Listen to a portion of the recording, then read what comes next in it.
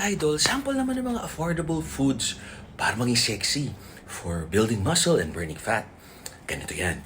Kasi minsan mura ang itlog sa probinsya o kunwari nasa Baguio ka, mas mura yung chicken, tapos mas mahal sa Makati, tapos minsan mas mura ang isda sa Palawan, mas mahal ang isda sa Mandaluyong. So kung saan kayo nabili na grocery nyo, tingnan nyo yung pinakamura kung egg ba, chicken ba, lean chicken o lean meat o lean pork o yung mga local farmers nyo ba nagbebenta ng ganyan.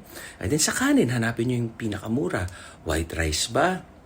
Or black rice? Or kamote? Kasi yung carbs, ang pinagkaiba lang na high glycemics tsaka low, lahat yan na nadadigest sa sugar. Kaso mas matagal. Tsaka may fiber. Tsaka yung vegetables, tsaka fruits, rich in flavonoids and nutrients. Kaya yun, unahin natin whole foods. Tama kayo, mali ako na si Dr. Do Overshree. Happy healthy!